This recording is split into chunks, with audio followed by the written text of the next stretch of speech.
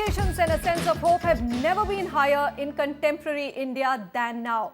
The country believes it finally has a government which has a vision of prosperous India, and that vision includes a Pakka house for every Indian by the year 2022. Not much of a surprise then, is it, that the real estate BSE index, that's a BSE Realty, surged thrice as much as the broader BSE index in the month of June.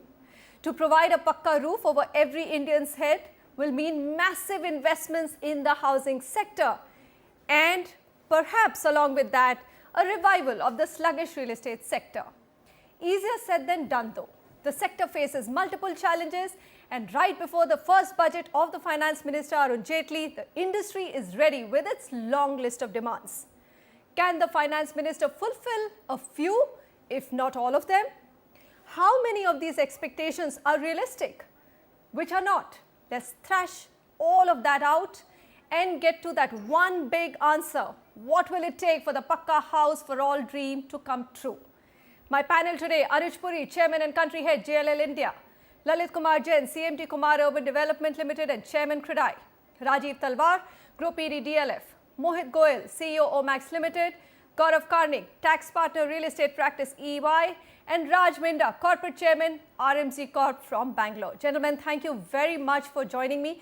I think the very first big question is, what should one be focusing on? What should the FM be focusing on? Rajiv Talwar, voice of the industry, tell me, is a broader recovery a far more critical thing than industry-specific SOPs today? I think both.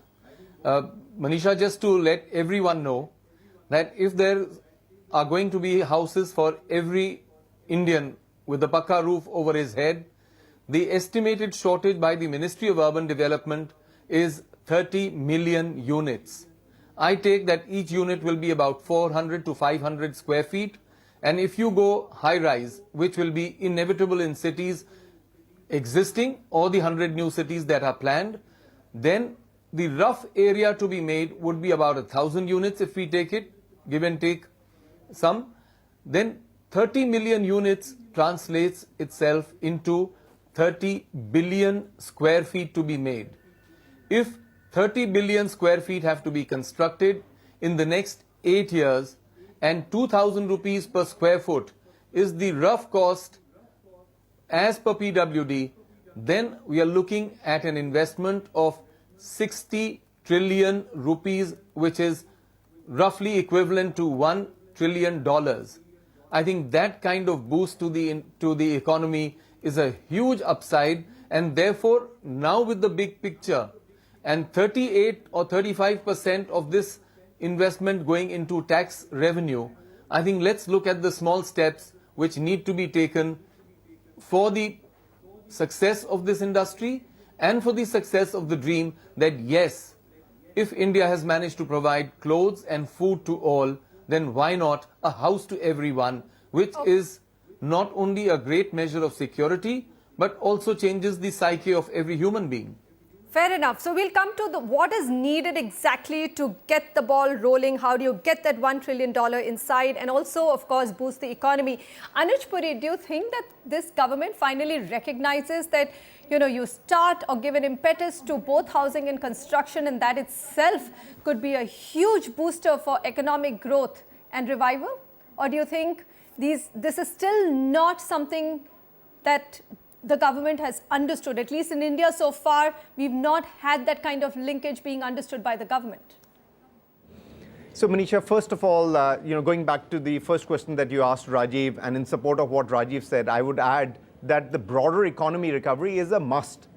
Real estate really doesn't have its own two legs. It piggybacks on the economy. If the economy is not going to progress, we guys are not going to progress. The jobs have to be created. There has to be a demand for housing that gets created with those jobs, retail, manufacturing, office space requirements. So all that is required. So I do believe is that with the new government, which is a lot more stronger, stable, business friendly, they will be able to move the economy above 5.5%, and in sort of the next 12, 18, 24 months, we'll be moving to about 6.5%, because that, to my mind, is a crucial factor for anything to come in the real estate.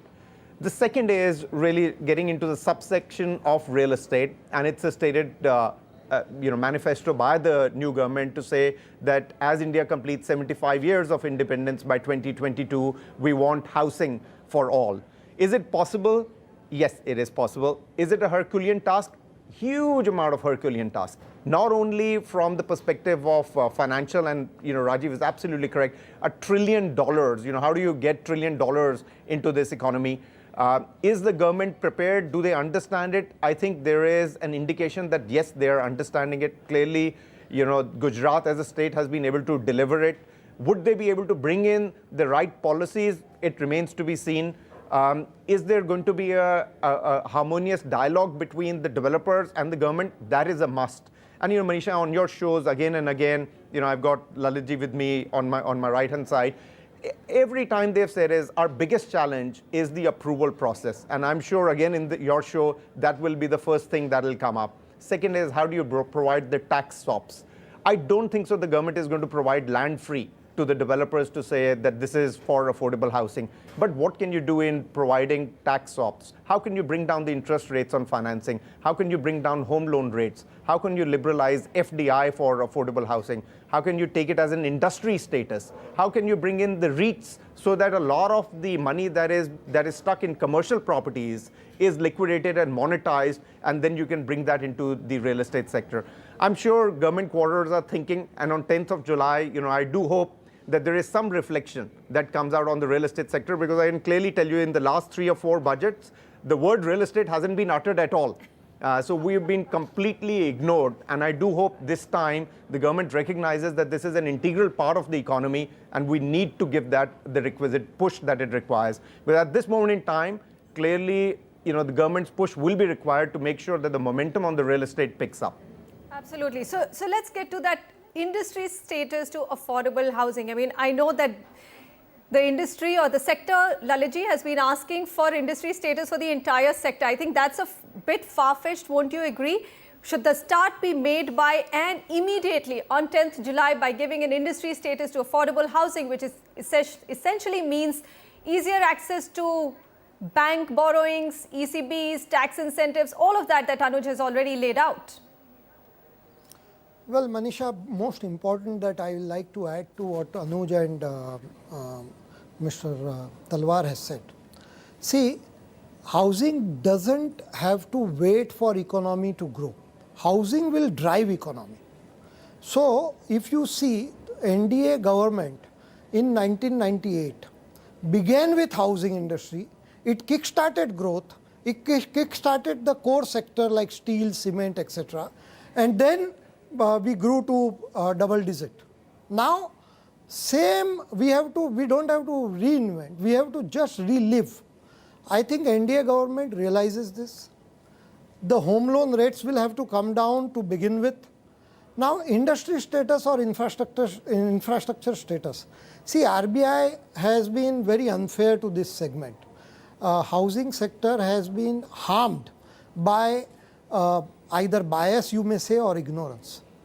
According to me, because we are not funded well and not funded at lower rate, we have to depend on market, on NBFCs or HNIs, and we borrow at higher rate.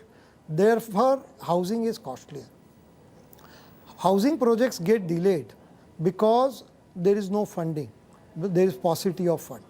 So, if you see what I expect from Finance Minister, and I think it is not far-fetched, infrastructure status is a must. Also, I feel that we should not infrastructure status for the entire inflation. industry or just affordable housing? These are two very, very different topics of discussion. Entire industry. Okay. Entire industry. See, it is very ridiculous approach that in affordable housing has a different status. Yes, I do say that low income housing, that is houses below 10 lakh rupee, should get priority status, not infrastructure status. Entire housing. Now, why we people segregate commercial from residential housing? If there is no commercial development, how do you generate white collar jobs in urban areas? Okay, Lalit ji, hold your thought there. I get your point. So you're saying that, look, the entire sector has a potential of reviving the economy, and the NDA government has done that. They did allow 81B, and under that section there was some leeway for construction between 2000 and 2008, which were made tax-free. Raj Minda come in here. So what I'm hearing is both the developers saying that, look, you just focus on housing, you focus on giving industry status, ease up the financing, and guess what? The entire economy and all the ancillary industries will push growth forward. Anuj Puri says you need to kickstart the economy before any miracle will happen. Where do you stand on this?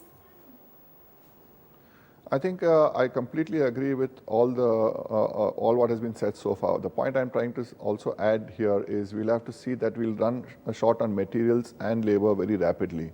Because even at the current position, there's always a shortage of materials. The prices of most of the materials are being pushed up. I think we'll have to allow imports to help this whole business to move forward. Otherwise, what will happen is the costs of materials are going to keep shooting up, as they've been seeing even post this new government taking over. And this challenge is going to continue if the economy gets on the track as promised by the government, which I hope it does happen. And then we'll get scuttled again with shortage of material and labor. So I think keeping that in mind, other than the tax swaps everybody just spoke about, which is obviously essential for the developers to be motivated to and self-induced to take the lead and provide the housing, which is a much need of the hour. And that's how they'll do it. I mean, expecting the government to do it is a complete waste of time. I'd rather that each developer is given enough of a tax incentive so that they feel motivated enough to create this low-income group housing and providing shelter for all. I mean, that's the view I think I would like to add a little dimension which is missed out so far. Mohit, do you think developers will get into the sector, affordable housing? So far, they've just stayed away from there. So I do have developers like Poddar who have come around and said, even in the current situation and scenario, it is possible to do affordable housing. So I don't know why certain sections of developers or large number of developers say, look, it is impossible to do affordable housing in the present scenario. Where do you stand on this? So first of all, I would like to say right now we're talking about what industry wants. I just want to say what industry wants is equal to what customer wants.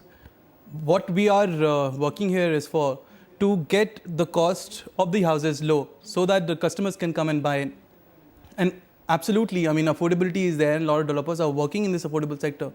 I mean, a lot of companies who are working in tier 2, tier 3 cities, and they're making townships, and the unit over there they're selling is around 30 lakhs, 40 lakhs, which is affordable for those people staying there.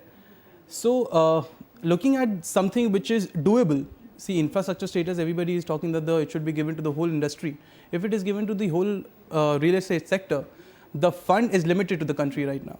So PM has to decide what fund where to be given. I think he's being a little bit more practical on his absolutely. list So of I'm just demands. I'm just going to talk about what can be done.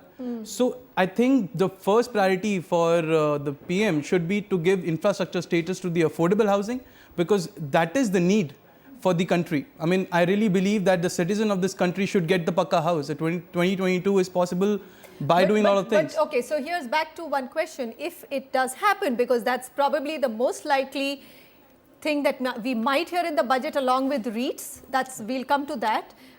Would you then be more incentivized to take out a truly affordable housing project? See, today also we are doing a lot of affordable housing projects, but of course, once the infrastructure status is given to the affordable sector, particularly affordable sector. You pass on the benefits, can you bring down the prices down? Absolutely. Okay, absolutely. let's hold the thought there. Gaurav, you've been listening to all sides of this story. Of course, both of them have to go hand in hand. So some of it has to come directly to the sector, and then there has to be a larger boost on fiscal consolidation and investment kick-off in the economy. But tell us, what is critical today? I mean, that vision of 2022, $1 trillion ain't going to come that easily. Developers aren't going to jump into the fray just because you have an industry or an infrastructure status. So what do you think the FM will do this budget? So I think, if you look at the economy has to grow first. Real estate, infrastructure and manufacturing. I think these are the three thrust areas where the government has to focus. They all are intertwined with each other. Real estate has, maximum forward and backward linkages. It gives jobs, etc. But you need the other two sectors to also pick up. So I think his thrust will be on all three. And secondly, if you look at the real estate sector, clearly there have not been too many SOPs in the past. So there should be some sort of a tax holiday on the affordable housing. You're There- expecting that. There should be some If it's clarity. a vision of It's- 2022, why will it not come? Yeah, If it it's- and doesn't it's- come now, then that vision ain't going to happen in 8 Correct. years. And it's there in some form already. It's some sort of clarifications which are required because they already have an incentive on capital expenditure. But today, housing is stock in trade, so you don't get the benefit. There's a lot of indirect taxes, service tax, VAT, which is being levied, which makes it really unaffordable. So that's another issue. So that should also be clarified. And the third part, I need to clarify that one of the ways it could be done is through GST. If we include real estate sector in GST, then we definitely can get, You think that's a possibility? there's a clear possibility. If the industry is in favor of it, I think the FM can really look at it very seriously. All right, I'm sure that the ministry is working overtime, but one of the other things which I think was mentioned by Anuj and also seconded by Gaurav Karnik here, introduction of REITs. Now, we do know that the government is working to finalize rules that will govern the trust as early as next month. At least that's the news. That's what the news is. The finance ministry now in the budget is expected to clarify tax rules for REITs. And that hope is that just like mutual funds, REITs will also get a tax pass-through, exempting them from both corporate and dividend tax. We'll come back and take the topic of REITs and what it can do to unlock value of real estate assets and actually infuse the much-needed liquidity